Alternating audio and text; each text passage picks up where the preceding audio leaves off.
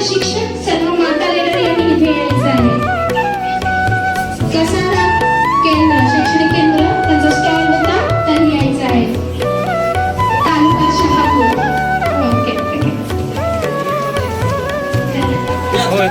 तालुका शहापूर.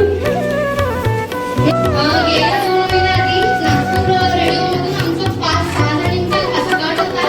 सगळ्या मी इथे उपस्थित आहे.